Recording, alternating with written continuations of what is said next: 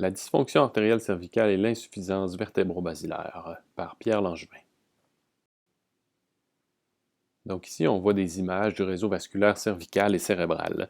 Ceux-ci sont décrits en détail dans les sections des notes de cours sur la vascularisation du système nerveux et dans le diaporama avec voix sur la vascularisation de la moelle et du système nerveux. On voit à gauche une belle photo de l'artère vertébrale avec ses 4 portions telles que décrites. On voit en crânio-vertébral à gauche la sinuosité importante de l'artère vertébrale. On voit aussi du côté gauche euh,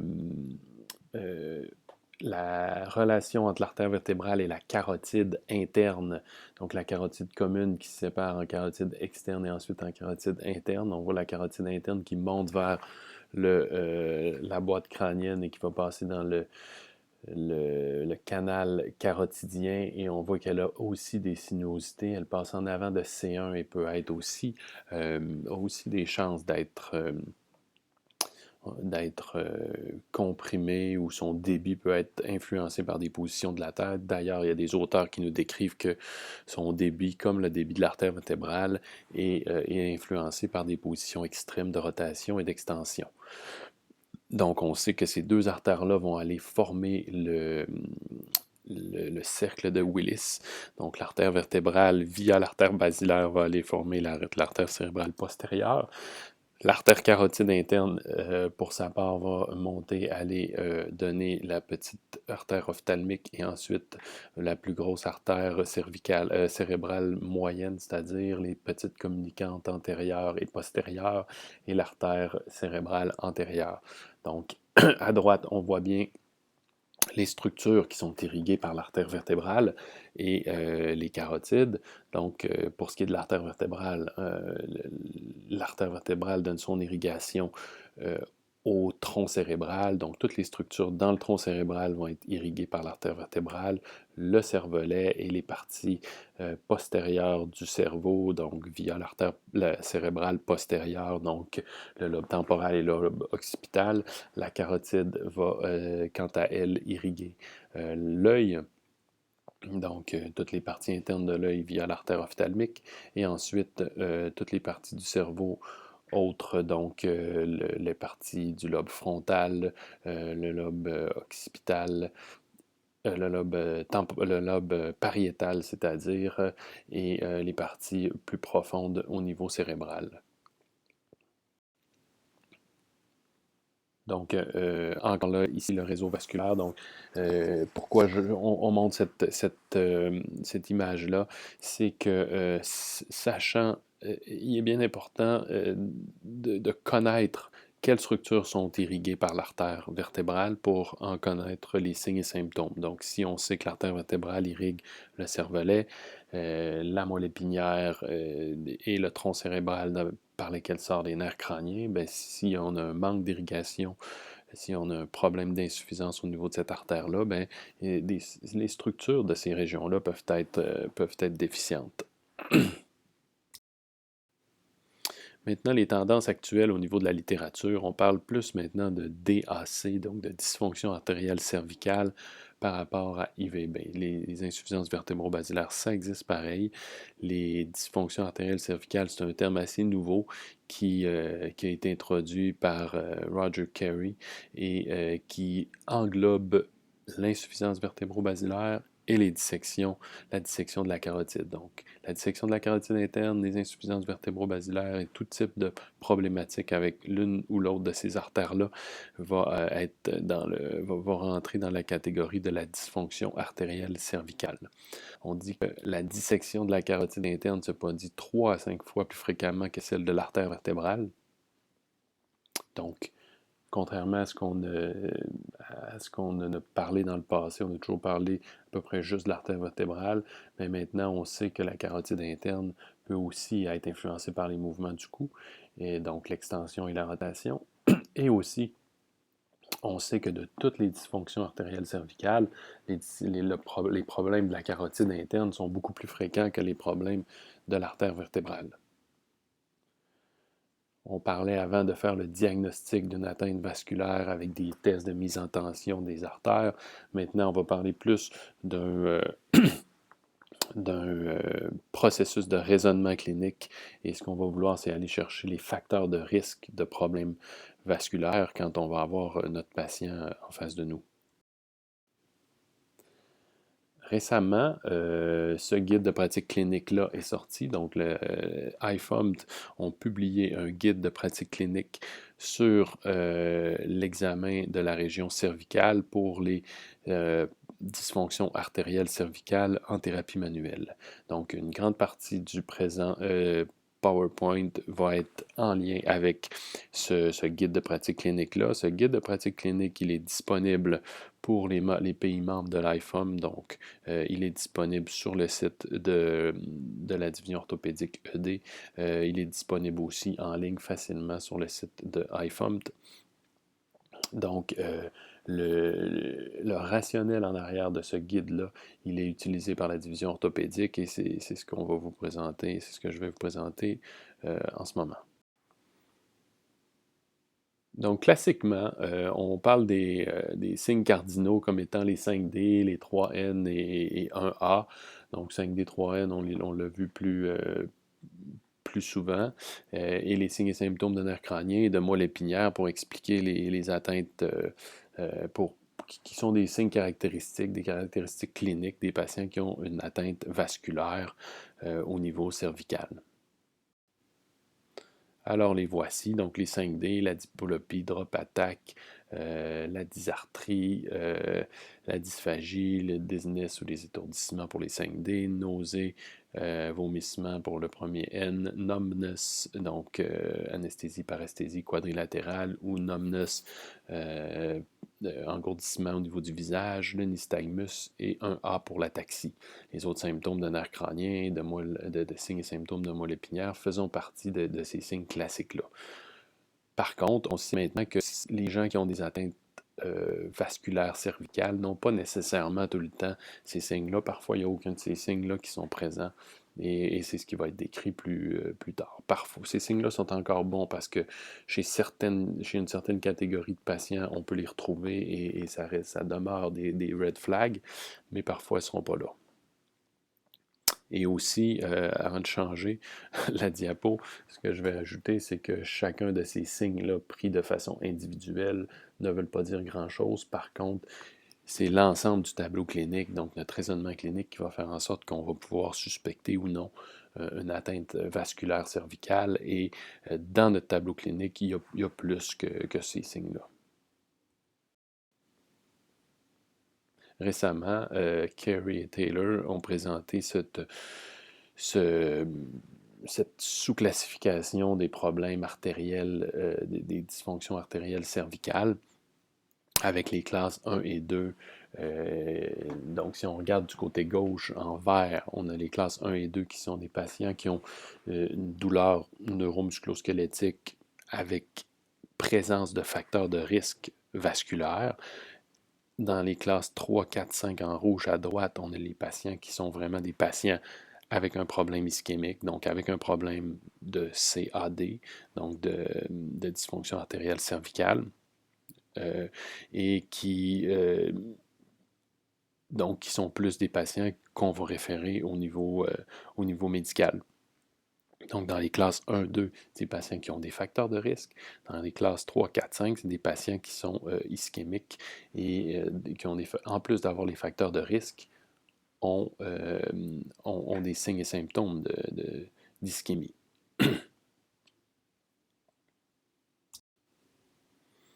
Donc, quels sont ces fameux facteurs de risque qu'on doit considérer, qui sont décrits dans le guide de pratique clinique de iFomt? En fait, c'est tous les facteurs de risque qu'on connaît, que l'on peut aller rechercher avec l'histoire et l'examen subjectif principalement. Donc, c'est tous les facteurs de risque de problèmes artériels que l'on connaît. Donc, s'il y a une histoire de trauma, donc il faut que ça allume des lumières, donc accident d'auto et tout. S'il y a une histoire de migraine, ça aussi, ça peut être un facteur prédisposant aux problèmes vasculaires. D'ailleurs, il y a une étude récente qui démontrait que c'était le facteur de risque le plus important.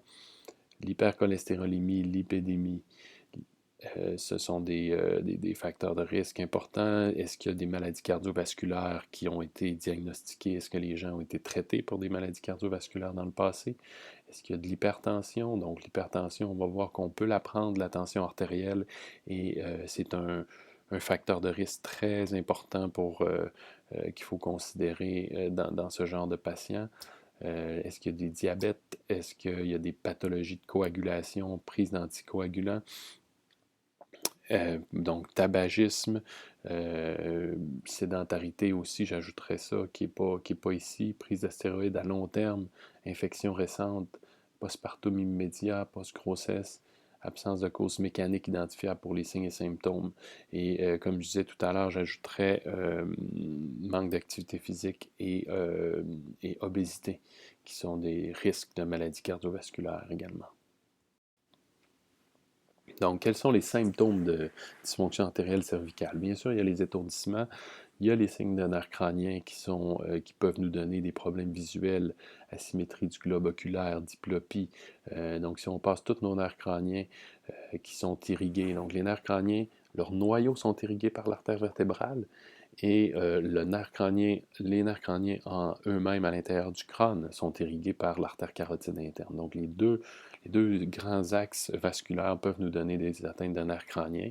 Donc si on passe nos nerfs crâniens de 2 à 12, parce que classiquement, le 1 est pas irrigué par l'artère vertébrale, il est irrigué par donc une petite partie de l'artère carotide, mais il est moins classiquement atteint, donc il va avoir des problèmes visuels, vision embrouillée, des points noirs, des problèmes de champ visuel pour le 2, des asymétries du globe oculaire, de la diplopie pour le 3, 4 et 6, la paresthésie dans le visage, périoral pour le 5, paralysie faciale pour le 7, nystagmus, perte d'audition, dysphagie, nausées, vomissements, faiblesse des trapèzes sternaux, dysarthrie, donc les nerfs crâniens qui sont présentés de façon très détaillée dans le diapo sur les nerfs crâniens, sur l'évaluation de ceux-ci.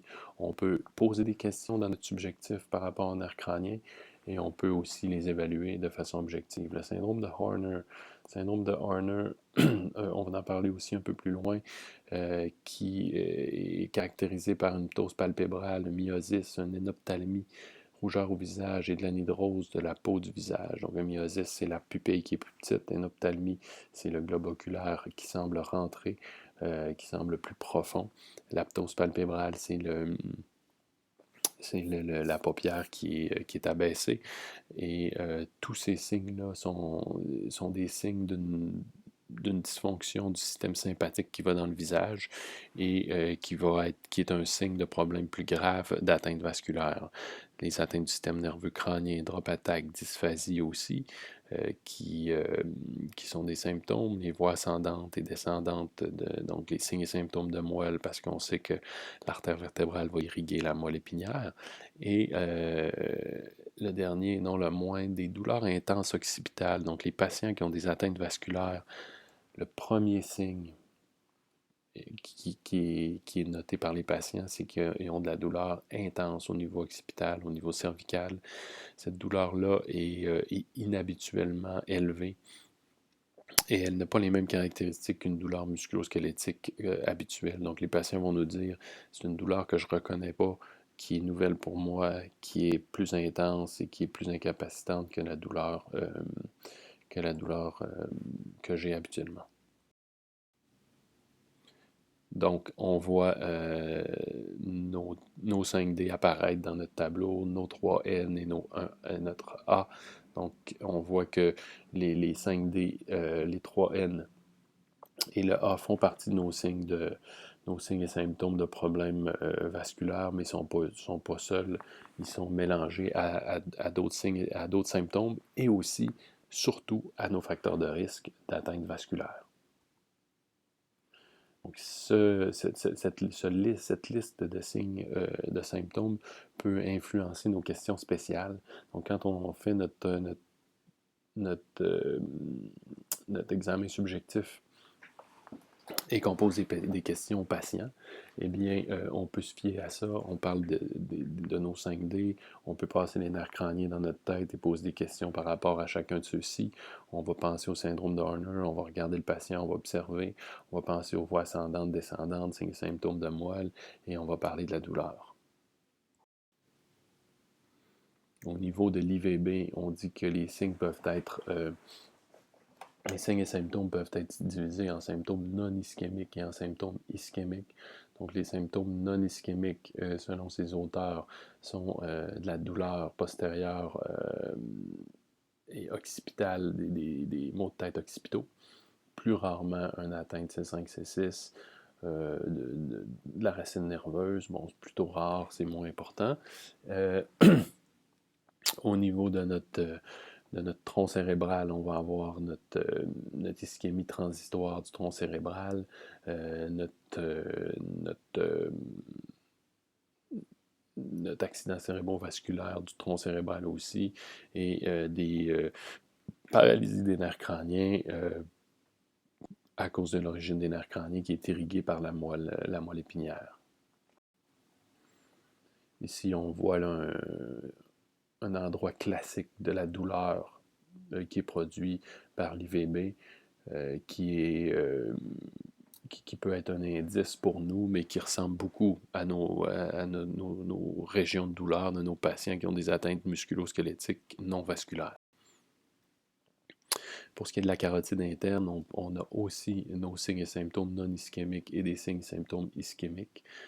Dans nos signes et symptômes non ischémiques, on a notre douleur cervicale, notre syndrome de Horner, qui est très, très important. Mais si on le voit, celui-là, c'est quand même, ça reste un problème plutôt grave.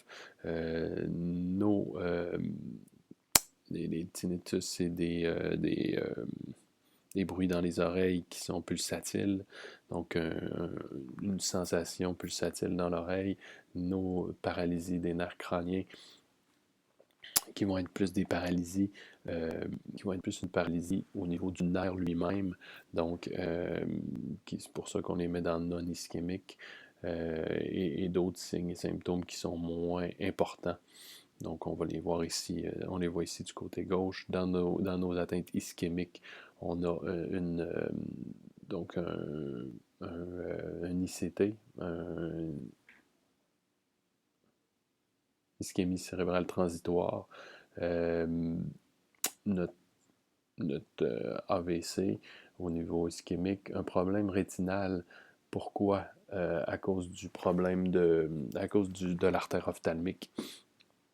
Donc, si le patient nous donne un problème visuel, nous dit qu'il y a un problème visuel récent, ben, il faut que ça allume des lumières pour ce qui est d'une dissection de la carotide interne.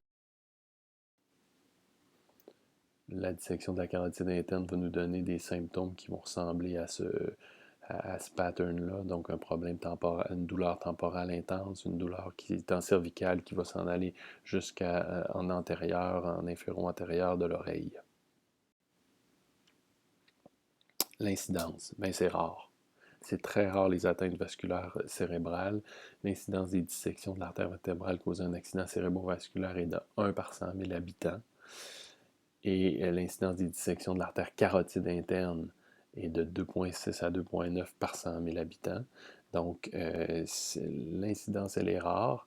Et par contre, il faut s'y intéresser parce que nos techniques manuelles ont un potentiel dommageable sur des patients qui ont beaucoup de facteurs de risque, qui ont des facteurs de risque trop élevés ou qui ont une fragilité. Et c'est ça qu'il faut voir. Il faut voir que dernièrement, il y a une étude qui est sortie qui disait que les manipulations cervicales ne causaient pas de changement dans le débit vasculaire chez les patients normaux, mais on sait qu'une atteinte mécanique sur une artère ou un système vasculaire qui est fragilisé, ben c'est là que ça peut causer des problèmes et c'est pour ça qu'il faut s'y intéresser. Quels sont les mécanismes d'action des pathologies vasculaires? Quelles sont ces pathologies vasculaires-là? Donc, on sait qu'il y a des causes qui peuvent être des causes qu'on appelle internes, donc intrinsèques au système vasculaire, et des causes externes. Pour ce qui est des causes internes, donc l'artériosclérose et les thromboses, qui sont des causes internes, pour lesquelles on va aller questionner sur nos facteurs de risque. La dysplasie fibromusculaire, c'est quand un vaisseau sanguin a l'apparence un peu d'un chapelet. Anévrisme et rupture d'anévrisme. Donc, des anévrismes, entre autres, une anévrisme, ça va être l'artère qui va devenir une rupture de l'intima interne, puis l'artère va devenir plus grosse à un endroit. Et quand ça rupture, c'est là qu'on a un plus gros problème. Par contre, une anévrisme de la carotide au niveau cervical peut causer une compression des structures alentours. Et ce qui passe le long de la carotide au niveau cervical, c'est la chaîne de ganglions sympathiques cervicales. Et s'il y a un anévrisme qui ne rupture pas au niveau de la carotide interne, ça va donner une douleur occipitale intense, temporale intense, c'est-à-dire, et ça va nous donner notre syndrome de Horner parce qu'il va y avoir une compression du système euh, du système sympathique qui va jusque dans le visage.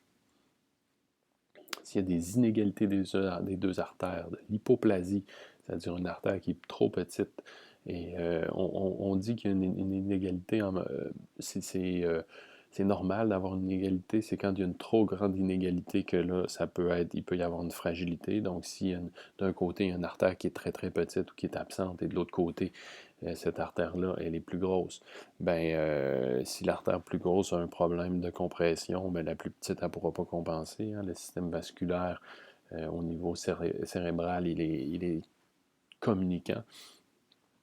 Donc, si on ne peut pas y avoir de compensation contralatérale, ça peut causer des problèmes. Une artère atrésique aussi, c'est une artère vertébrale qui se termine dans la pica. Donc, une artère atrésique, donc d'un côté, elle ne va pas jusque dans la basilaire, ce qui peut faire en sorte de causer une fragilité aussi. Donc, si la seule des deux artères qui va dans la basilaire, elle est comprimée, l'autre, elle va pas jusque dans la basilaire, donc elle ne peut pas compenser pour une problématique. Les causes externes. Une dissection spontanée qui peut être causée par un mécanisme traumatique à plus grande vélocité, donc une dissection, un traumatisme de l'intima qui est une dissection aussi, donc par des mouvements, soit un accident d'auto ou des mouvements plus brusques à grand bras de levier, une instabilité cardio-vertébrale sur une artère déjà endommagée par une des causes internes. Donc, tout traumatisme, les causes externes finalement, c'est les traumas. Les traumas peuvent être soit des accidents, euh, accidents d'auto, peu importe l'accident qui cause un mécanisme de trauma en hyper-mouvement au niveau cervical, extension, rotation, c'est le pire. La manipulation mal faite avec de trop grands bras de levier peut aussi nous causer un problème peut nous causer une dissection d'une artère, soit carotide ou vertébrale. Si l'artère elle est fragile, encore là, des artères saines, il n'y a pas beaucoup d'évidence que des artères saines peuvent être endommagées par des manipulations ou des traumas, mais ça prend vraiment des gros traumas là, pour que des artères saines soient endommagées. On dit que les ligaments alaires est la structure qui contrôle le mieux la rotation AA. Donc, quand un ligament alaire est déchiré, si la rotation augmente de 30%, s'il y a une faiblesse de ce ligament-là, il peut y avoir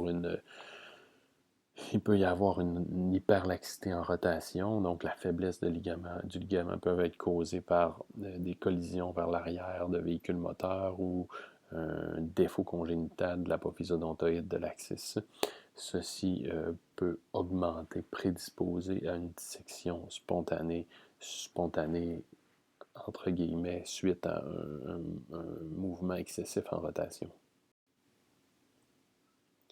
On dit que c'est sûr que la grande amplitude de mouvement possible à C1, C2 rend les artères vertébrales et carotides internes plus vulnérables dans une zone où elles doivent déjà, on l'a vu avec la photo au départ, composer avec des sinuosités. Donc ça, c'est C1, C2, c'est la région au niveau cervical la plus fragile.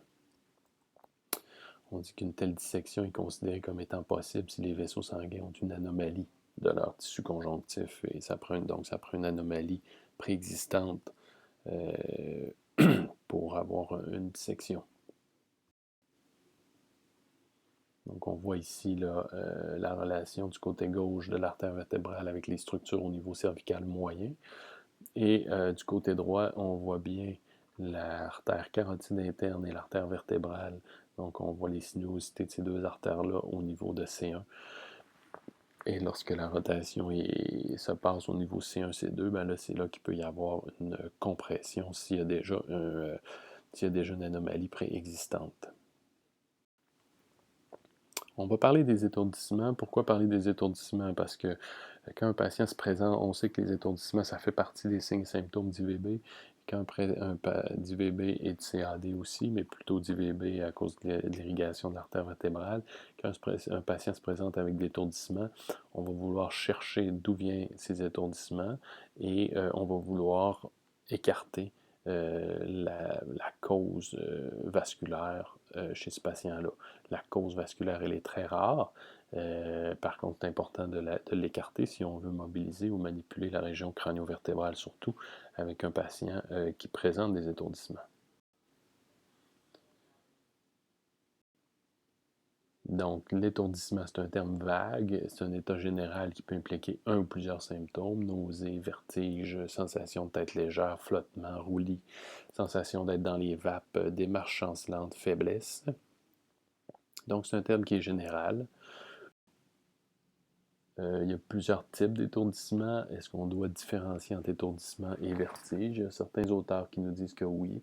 Donc, on dit que le vertige, ça serait une sous-catégorie d'étourdissement. En fait, on aurait trois grandes sous-catégories d'étourdissement qui sont des catégories un peu plus subjectives.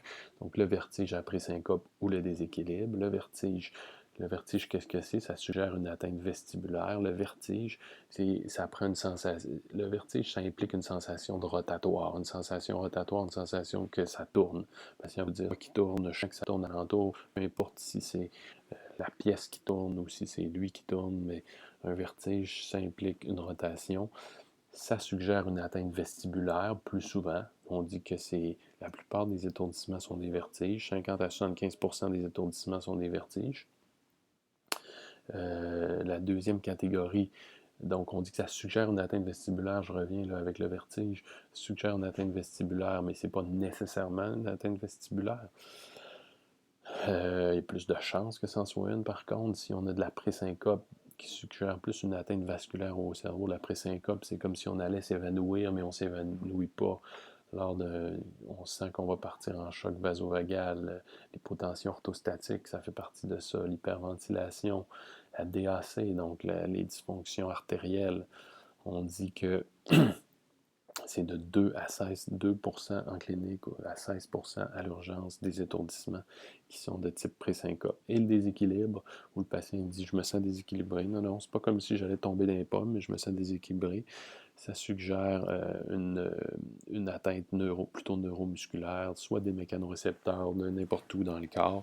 Puis on sait que les mécanorécepteurs au niveau cervical, il y en a plus. Donc il y a 6 fois plus de mécanorécepteurs au niveau des structures cervicales, que ce soit les muscles, les capsules, les ligaments et tout. Donc, on a plus de chances qu'une atteinte musculo-squelettique au niveau cervical nous donne des sensations de déséquilibre qu'une atteinte musculo-squelettique ailleurs. Donc, nos 3 types d'étourdissement. Donc, c'est important de questionner le patient sur ça, de voir dans quel type il se situe, et ça peut nous orienter, ça commence ça va nous orienter vers un diagnostic différentiel en partant, et on va aller poser d'autres questions suite à ça. Donc, rapidement, qu'est-ce qui fait qu'on devient étourdi? Donc, on a 3 systèmes qui vont nous donner notre sensation d'équilibre. On a notre système vestibulaire qui est notre principal système qui va informer notre cerveau sur l'équilibre. On a les yeux, le système oculaire, et on a aussi nos mécanorécepteurs de partout dans le corps, que ce soit des facettes articulaires au niveau cervical, des muscles, des disques, du ligament croisé antérieur, du pied, des structures en dessous du pied. Donc, tous nos mécanorécepteurs de tout le corps vont donner de l'information au niveau du cerveau. Cette information-là va provenir du, système vestibulaire, des yeux et des mécanorécepteurs vont aller dans les noyaux des nerfs crâniens correspondants et ensuite dans le noyau du nerf crânien 8 qui va parler, lui, au cervelet. Le cervelet va ensuite parler au cerveau. On aurait pu mettre, on a une flèche qui va parler au cerveau et on a aussi une flèche qui va vers le bas pour aller donner de l'information à nos membres inférieurs pour des stratégies motrices. Donc, si chacun de ces trois systèmes-là donne la bonne information au niveau cérébral, bien, on va se sentir en équilibre. S'il y en a un des trois qui est atteint, bien là, c'est là qu'on va se sentir étourdi, qu'on va se sentir en déséquilibre. Donc, si on a une atteinte au niveau du vestibule, notre vestibule ne fonctionne pas bien, bien, on va avoir une sensation de déséquilibre. Si on se ferme les yeux, puis on ne regarde pas, puis on se met sur une jambe, bien, on va être déséquilibré, on va osciller plus parce que notre système visuel ne sera plus là. Si on a une atteinte au niveau cervical ou au niveau de n'importe quelle articulation du corps ou du crânio-vertébral encore plus, parce qu'en cervical et en crânio-vertébral, il y a plus de mécanorécepteurs. Donc, si les récepteurs n'envoient plus d'informations, bien là, c'est possible que le système vestibulaire et les yeux compensent. Mais s'ils ne compensent pas, bien là, on se sent en déséquilibre. S'ils compensent, on va être en équilibre, on va avoir juste de la douleur. Et dernièrement, bien, s'il y a un problème ici, donc notre problème neurologique, soit compression neurologique par compression par une tumeur ou problème vasculaire, un manque de vascularisation, donc un problème d'artère vertébrale, bien, ceci peut nous donner aussi des étourdissements.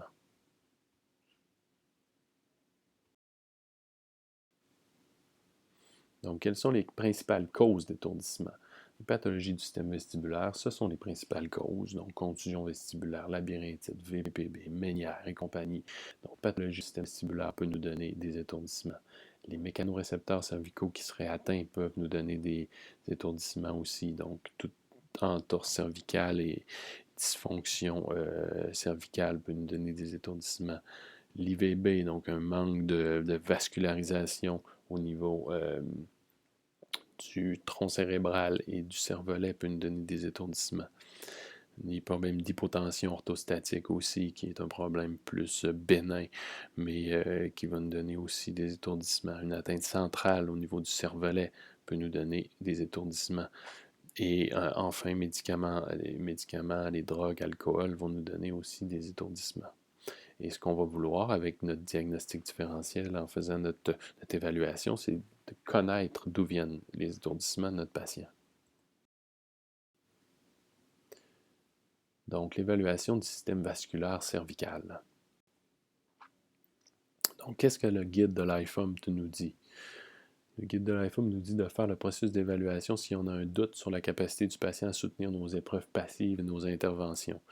De toute façon, on va avoir un doute suite à l'examen subjectif et à l'histoire, et là, on va pousser un peu plus. L'évaluation doit suivre une logique du moins stressant au plus stressant. C'est quoi les parties de l'évaluation qui sont les plus importantes, qui sont les moins stressantes? C'est l'histoire et l'examen subjectif pour détecter les atteintes vasculaires. Donc, on va appliquer le protocole actuel de la division d'orthopédie que je vais présenter. On va considérer les facteurs de risque. Très important, et ça, c'est un message clé du guide de l'IFOMT, c'est de considérer les facteurs de risque et on peut ajouter la prise de pression artérielle, la palpation des gros vaisseaux, donc des carotides internes aussi, qui peut être ajouté au protocole de la division d'orthopédie. C'est notre raisonnement clinique qui va être important dans le cas d'une atteinte vasculaire. Donc, voici notre séquence. La séquence d'évaluation de la division de la dysfonction artérielle cervicale ou de l'IVB. Donc, l'histoire de notre questionnaire subjectif, le plus important.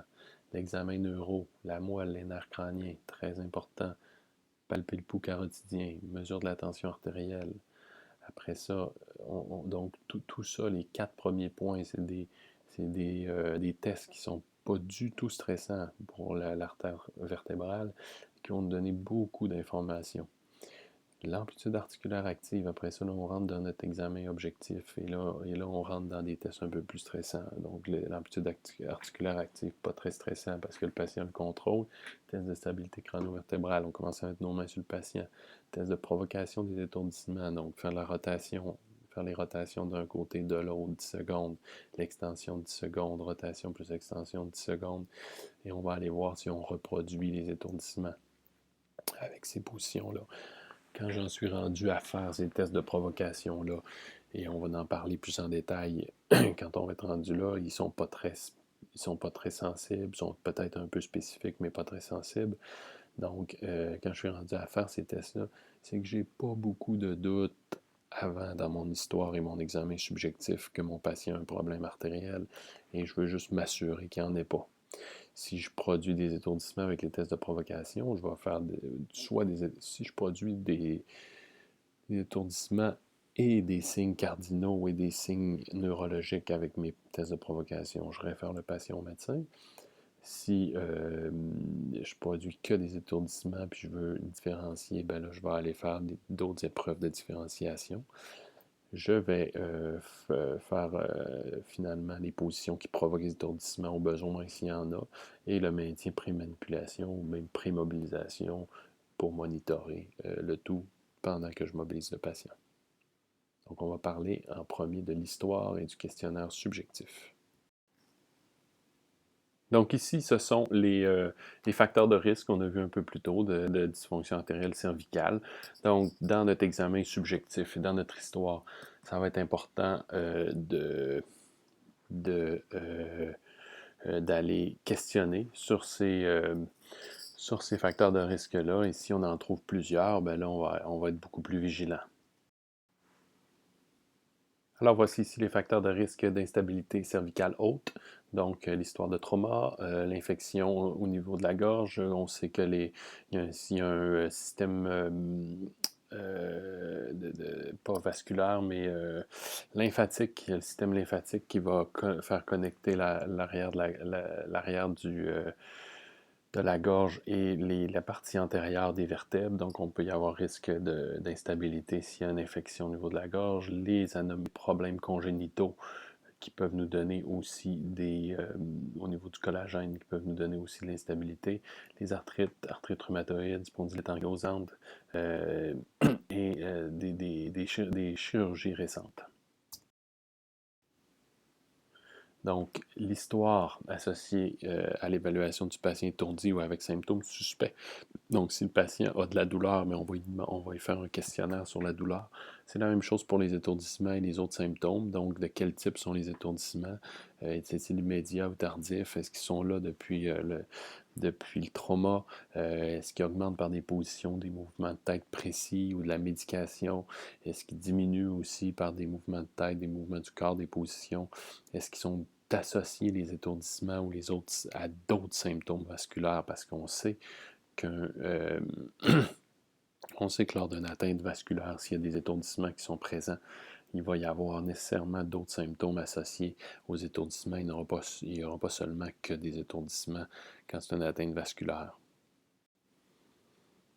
Est-ce qu'il y a des vertiges? Des vertiges qui sont plutôt périphériques, donc d'oreille interne. Ça serait des vertiges qui seraient plus sévères. Ça ici, c'est jamais noir ou blanc, mais c'est des indices encore là. Ce serait des vertiges périphériques seraient plus sévères, tandis que centrales seraient plus modérés. Les vertiges périphériques sont non persistants, donc ils arrêtent quand on arrête de bouger. Les vertiges centraux, eux, sont plus persistants.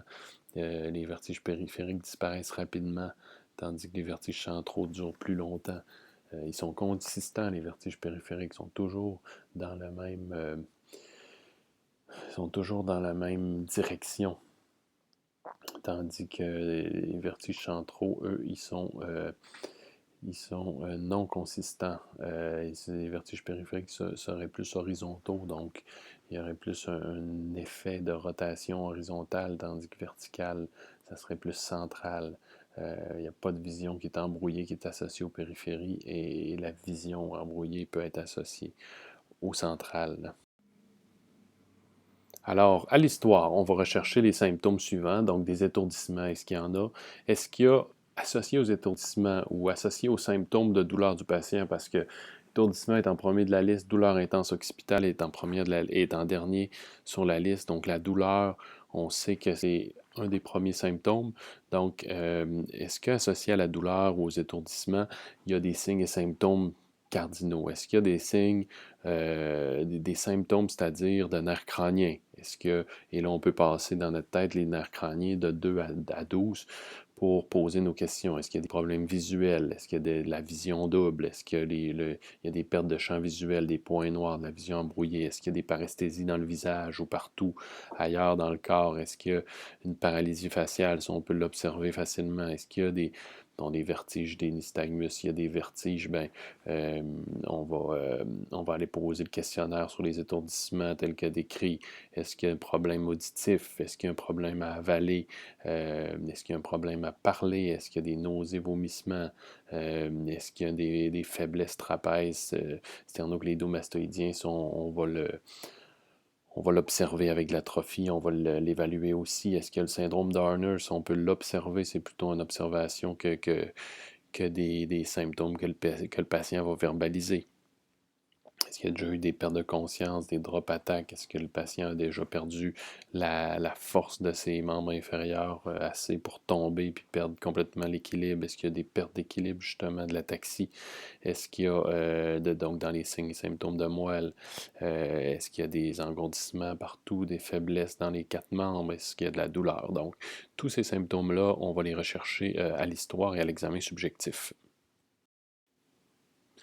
Le syndrome de Wallenberg, qui est un syndrome qui peut être présent, qui est un syndrome qu'on va aller aussi qu'on va aller diagnostiquer en bonne partie avec l'histoire, l'examen subjectif, plutôt avec l'examen subjectif et avec l'observation. Est-ce qu'il y a une hypotonie de tout le corps, des étourdissements, de l'ataxie qui est associée aux signes et symptômes de Horner, comme on a décrit? Est-ce qu'il y a de la dysphagie, de la dysphonie, de la dysarthrie? Voyez-vous, nos D, là, ils se retrouvent ici. Le syndrome de Wallenberg, c'est le syndrome de latéral médulaire, qui est le syndrome euh, qui a été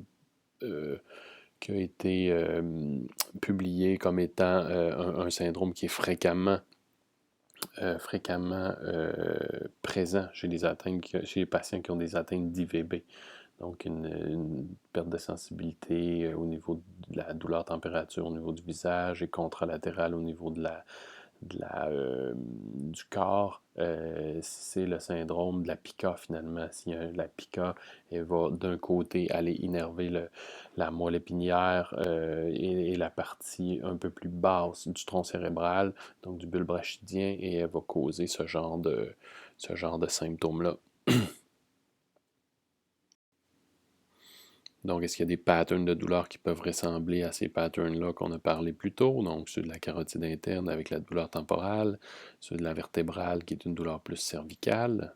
Mais ce qui est important de se souvenir ici, c'est que la douleur qui est due à une atteinte artérielle va être une douleur qui va être nouvelle pour le patient, qui va être plutôt importante, que le patient n'aura jamais vraiment expérimenté auparavant, que le patient n'aimera pas, qui va être plus intense et tout. Donc, dans nos observations, donc pendant que le patient est dans le bureau, puis il raconte son histoire, on va noter est-ce qu'il y a des déséquilibres, des ataxies qui peuvent être subtils, est-ce qu'il y a des symptômes ou des signes observables, des signes plutôt de motoneurone supérieur, est-ce qu'il y a des problèmes de nerfs crâniens, est-ce qu'il y a des signes d'instabilité, le patient qui se tient la tête. Tout dernièrement, dans un bon article sur la prise de tension artérielle chez les patients qui ont des atteintes artérielles, on parlait d'un patient justement comme ça qui se tenait la tête, qui avait d'un côté, qui avait des hypertonies très importantes au niveau cervical, avec même un pouls carotidien qui était visible d'un côté. Donc, c'est des choses qu'on peut aller observer pendant le questionnaire du patient. Donc, si on continue notre examen, Donc, on passe à l'examen objectif, c'est-à-dire donc l'examen neuro. Donc, on va aller évaluer les signes et symptômes les signes, c'est-à-dire de moelle épinière et de nerfs crâniens. Donc, l'évaluation des nerfs crâniens, de la moelle spinale et des nerfs périphériques, qui est notre examen neuro, mais ici,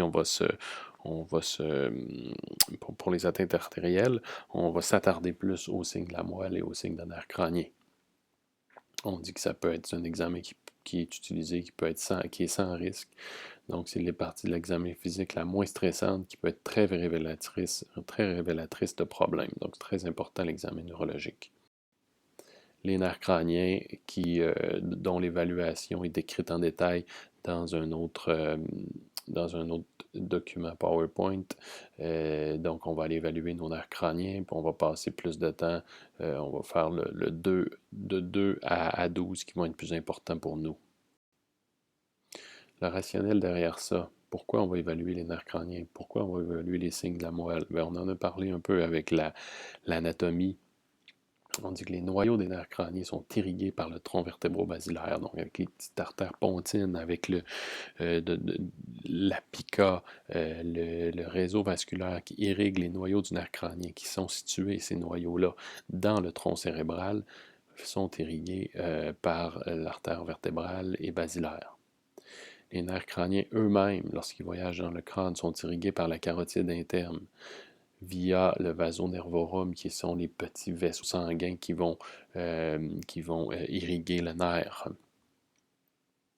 Et aussi, un anévrisme d'un vaisseau intracrânien, comme la carotide interne, peut causer une compression sur les nerfs. On a parlé de la carotide interne qui allait au niveau cervical. S'il y a un anévrisme comprimé, le tronc sympathique peut donner un syndrome de Horner. Ben, c'est de ça qu'on parle ici. Donc, s'il y a un anévrisme et ça comprime en intracrânien, eh bien, ça va nous donner des signes neurologiques. Donc, c'est l'anévrisme extracrânien ici qui est expliqué pour le syndrome de Horner. Donc, en poursuivant avec l'évaluation, autre partie qui peut être très, très peu stressante et très facile à faire, c'est la palpation des poux carotidiens. Donc, dans la palpation des poux carotidiens, on va chercher plutôt une asymétrie de poux. Donc, c'est l'épreuve la première qui est la moins dangereuse. Suite après l'évaluation des nerfs crâniens. Donc, en palpant le pouls, on va aller palper. Est-ce que le pouls est assez fort? Est-ce qu'il est symétrique des deux côtés? Et s'il y a une artère vertébrale qui ne fonctionne pas bien d'un côté ou de l'autre, ben, la carotide peut compenser. S'il y a une carotide gauche qui ne fonctionne pas bien, la droite peut compenser. Et là, le pouls va se mettre à augmenter et on peut le sentir avec notre évaluation. S'il y a une différence d'un côté à l'autre associée à une histoire de symptômes neurologiques évidents. Et aussi, le pouls se modifie lors d'un changement de position. Il y a des symptômes et qu'il y a des symptômes neurologiques évidents. Des précautions doivent être prises lors des autres épreuves d'évaluation. On poursuit. Si on a des doutes suffisants, on va mesurer la tension artérielle. Il y a cet article-là qui vient tout juste de paraître il n'y a pas si longtemps dans Manual Therapy et la prise de pouls artériel est recommandée aussi. La prise pas de pouls, la prise de pression artérielle est recommandée dans les guides de pratique clinique iFUMT. Donc, si on a pour chercher les facteurs de risque et est-ce que les thérapeutes manuels devraient prendre la pression? Bien sûr que la réponse, selon ces auteurs, c'est oui. Si on a d'autres facteurs de risque et si on a des doutes sur le profil vasculaire du patient. Suite à ça, si on n'a aucun doute que tout est correct, on va poursuivre. Donc, on poursuit dans les étapes. Et si on a un doute assez important, on arrête la séquence des étapes. Si on a un doute assez important sur l'atteinte vasculaire, on n'est pas obligé de faire nos mouvements actifs, on n'est pas obligé de faire nos tests de stabilité. On va référer le patient de façon plus urgente ou moins urgente selon le tableau clinique. Lorsqu'on pense à poursuivre avec nos tests un peu plus stressants en mettant nos mains sur le patient ou en faisant bouger le patient, c'est qu'on est on s'en va de plus en plus certain dans notre raisonnement clinique, on est de plus en plus certain qu'il n'y a pas de problème artériel. Et on va poursuivre ensuite, après les mouvements actifs, aux épreuves de stabilité crânio-vertébraux, donc principalement ligament alar, ligament transverse, donc pour aller voir la capacité de la région crânio-vertébrale à soutenir les mouvements. On va passer ensuite de ça avec nos tests de provocation des étourdissements, donc les fameux tests d'IVB qu'on va détailler un peu plus. Donc, les épreuves de reproduction des étourdissements. L'objectif de cette partie de l'examen est de reproduire les étourdissements ou signes suspects en bougeant la tête et le cou. Ces épreuves doivent être exécutées de façon sécuritaire, donc seulement si aucun signe objectif neurologique ou vasculaire n'a été reproduit auparavant. C'est très important cette partie-là. Si les épreuves reproduisent des étourdissements ou tout autre signe ou symptôme non cardinal, alors les épreuves de différenciation sont faites pour essayer d'en identifier la source. On dit symptômes non ou symptômes non cardinal. Donc, s'il y a des étourdissements, on va faire nos tests de différenciation. S'il y a des étourdissements plus des symptômes cardinaux, donc plus des signes neurologiques, on va référer le patient. Si des signes ou symptômes cardinaux sont reproduits, on doit assumer qu'il y a un problème important qui requiert une évaluation plus exhaustive par le médecin et le patient est référé au médecin avec une note explicative. Donc, quand on est rendu à faire ces tests-là, c'est qu'on a fait la séquence au complet, puis on pense on va commencer à évaluer la mécanique du patient. Puis avant de commencer à évaluer la mécanique, on va évaluer si le patient est étourdi ou si le patient il y a des symptômes qui sont reproduits en maintenant des mouvements en bout de piste. Donc la rotation droite, on tient 10 secondes, on regarde s'il y a des signes qui arrivent, on fait la rotation gauche, on fait l'extension et on fait la combinaison des deux. On tient assez longtemps. Pour la théorie de tenir longtemps, c'est de voir s'il y a une diminution de la vascularisation qui va arriver en maintenant la position un peu plus longtemps et qui va causer des symptômes au patient. Donc, on peut faire rotation et extension isolée, ensuite combinée. On tient 10 secondes par position. La rotation premier, droite, ensuite gauche, l'extension, rotation, extension. On demande au patient de garder les yeux ouverts. On demande au patient de compter à rebours. Donc, on regarde son visage, on demande de compter à rebours pour voir s'il reste allumé, s'il y a des pertes au niveau soit de la conscience ou de l'élocution, s'il y a des problèmes. On observe pour tout signe ou symptôme d'une atteinte vasculaire autre. Donc, la position évalue seulement si le mouvement cervical cause ou non des symptômes, mais ne différencie pas les tissus spécifiques en défaut. L'épreuve ne devrait pas être exécutée avant de s'être assuré de la stabilité ligamentaire. La position d'évaluation en rotation et en extension a été décrite dans la littérature pour évaluer la suffisance de l'artère vertébro-basilaire avant la manipulation, et on pourrait aussi même ajouter de l'artère carotide interne. Donc, l'angle critique pour perturber le débit de l'artère vertébrale était de 45 degrés, avec au moins un autre 10-15 degrés de plus. Donc, on parle de 50-60 degrés avant qu'une obstruction complète se produise chez certains sujets. Donc, avant d'avoir une obstruction, il faut avoir un bon mouvement de disponible. Donc, il est alors peu utile de faire ces épreuves chez les patients qui n'ont pas l'amplitude cervicale requise. Puis, si des étourdissements seulement sont produits sans autres symptômes vasculaires, on va faire les tests de différenciation pour trouver l'origine de ces étourdissements. Voici une revue systématique récente concernant les données métrologiques de l'évaluation des tests d'IVB, donc des tests positionnels en maintenant le mouvement en bout de course. On parle d'une sensibilité de 0 à 57%, donc un LR, un rapport de vraisemblance négatif de 0,44 à 1,4, ce qui est très mauvais pour la sensibilité. Une spécificité de 67 à 100%, avec un LR positif allant de 0,22 à 83. 83, c'est extrêmement bon, c'est beaucoup trop bon. 0,22 pour un LR positif, c'est pas très bon. Donc, et en plus, pour un test pour lequel on veut écarter une pathologie grave, on aimerait que ce test-là soit beaucoup plus sensible que spécifique. Et là, en ce moment, il est plus spécifique que sensible, ce qui fait que on se souvient de l'acronyme SPIPIN ou par rapport au LR positif. Plus le LR positif est bon, on parle d'un cutoff de 5 environ, donc en haut de 5 si le test est positif, ou une spécificité qui tourne des alentours d'en haut de 80%.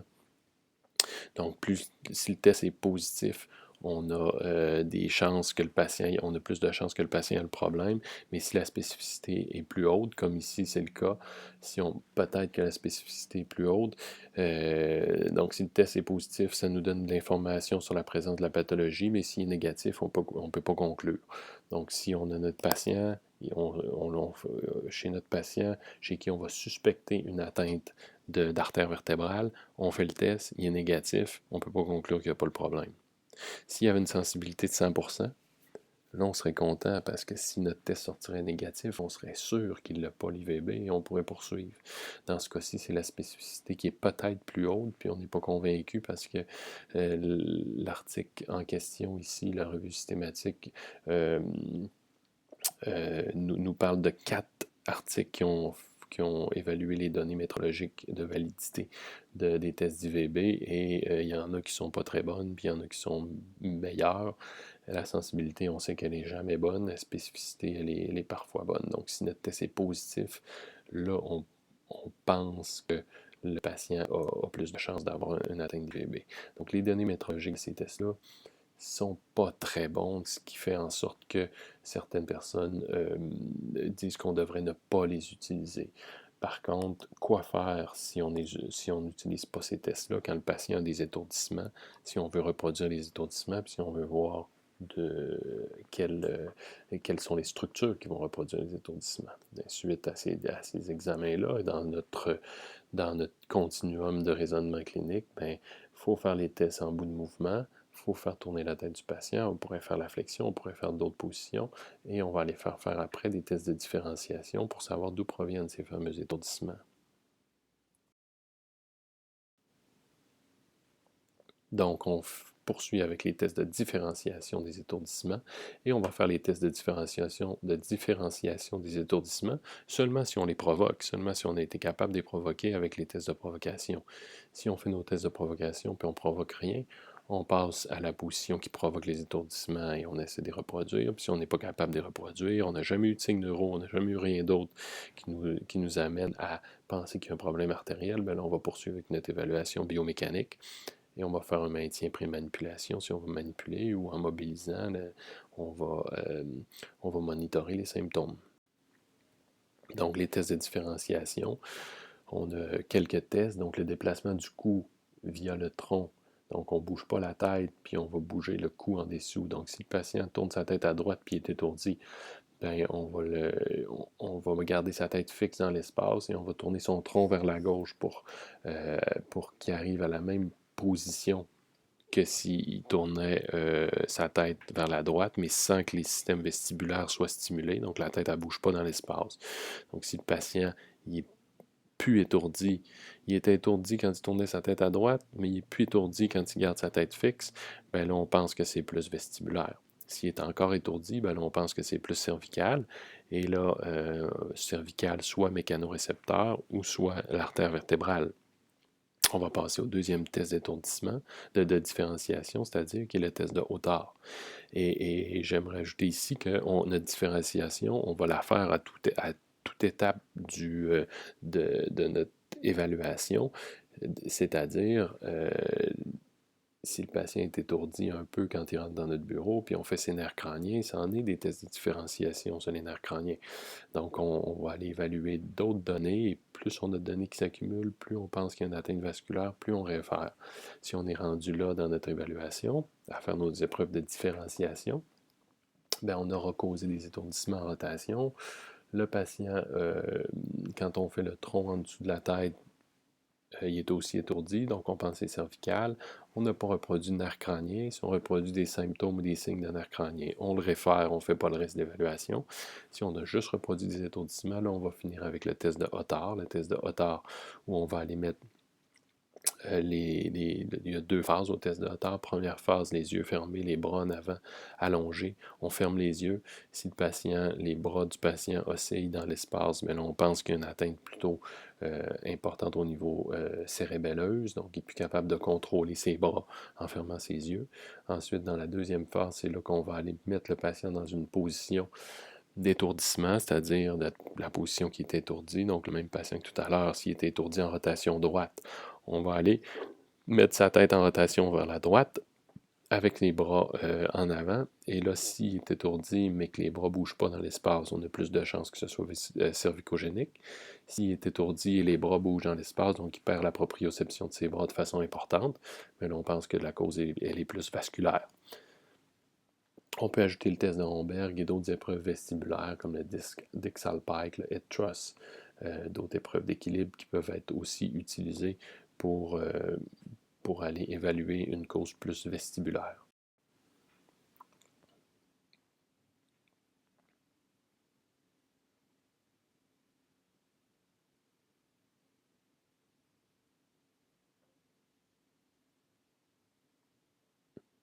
Une fois que cette diapositive-ci, elle est lue, c'est ce que j'ai dit tout à l'heure, ça a été bien expliqué.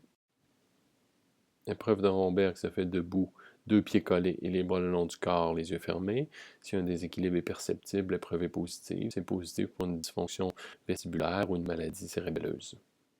Donc ici, on ira tourner la tête, donc c'est plus un test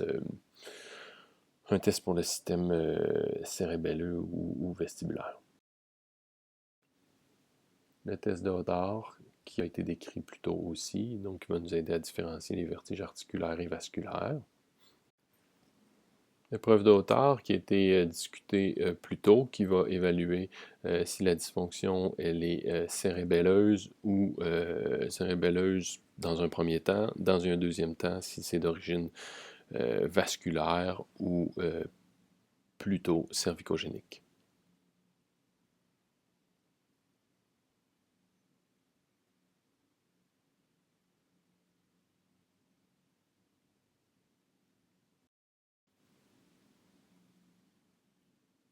On peut demander aux patients qui prennent la position qui provoque les étourdissements si on n'a rien reproduit lors des provocations, lors des épreuves de provocation, des mouvements actifs ou du reste de l'évaluation. Et on voit si on est capable de reproduire quelque chose avec la position du patient lui-même qui provoque ces étourdissements. Et si on peut reproduire des étourdissements en plus, et si on peut reproduire des problèmes, des signes neurologiques en même temps que les étourdissements. Et le maintien pré-manipulation qui va être utilisé, qui est notre test le plus important quand on va aller manipuler et de monitorer le patient quand on va mobiliser pour voir s'il y a des signes et symptômes de dysfonction artérielle cervicale qui sont reproduits. Donc, comment on va gérer l'étourdissement en thérapie manuelle? Donc, les dysfonctions vestibulaires, ce n'est pas notre première préoccupation, mais on va certainement traiter le patient pareil, le référer en rééducation vestibulaire à un collègue qui en fait ou le traiter son vestibulaire avec la rééducation vestibulaire. On pourrait informer le médecin au besoin également. Il est plus souvent associé à un traumatisme, le vertige lié à la région cervicale haute. S'il y a une installation récente suite à un trauma, un collet mou peut être utilisé quelques jours seulement. On sait que les guides de pratique clinique les plus récents sur les whiplash nous disent de ne pas utiliser le collet cervical plus que 2 jours et des modalités anti-inflammatoires. Donc, si c'est étourdi suite à un accident, si c'est plus chronique, ben là, c'est habituellement dû à une dysfonction biomécanique ou à une atteinte encore plus complexe de type biopsychosocial, puis il devrait être traité par des mobilisations, des manipulations et des exercices, en suivant tout de même les précautions d'évaluation d'autres causes parallèles qui peuvent être présentes.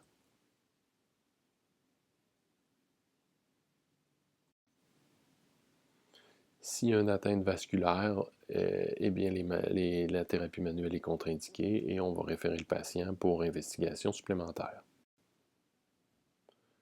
Donc, il faut porter le problème à l'attention du médecin. On peut mettre un collier cervical en donnant des conseils au patient, en lui expliquant le problème. Le patient il doit être averti de ne pas se faire manipuler ou d'éviter des mobilisations en fin d'amplitude, l'extension, les rotations soutenues, les mobilisations ou les positions même en mouvement actif, là. La manipulation et l'immobilisation cervicale sont des puissants outils de traitement et devraient être utilisés de façon responsable et avec prudence. Qu'est-ce qu'on fait s'il y a un incident? Donc, si on manipule un patient, puis il se met à être étourdi, il se met à avoir des signes neurologiques, on monitore les signes vitaux et l'état de conscience, c'est super important, donc notre ABC. On reste calme et rassurant. On va coucher le patient, on va le mettre en position de repos, on va éviter les mouvements du cou. On appelle l'ambulance en cas de doute d'une atteinte sérieuse ou on peut conseiller le patient de s'en aller à l'hôpital s'il y a des gens qui peuvent l'amener selon les signes et symptômes, si c'est des symptômes plus légers. Donc, on informe le patient de la situation, on communique avec le médecin traitant, on documente les observations au dossier du patient, bien sûr, et on va prendre des nouvelles subséquemment au problème.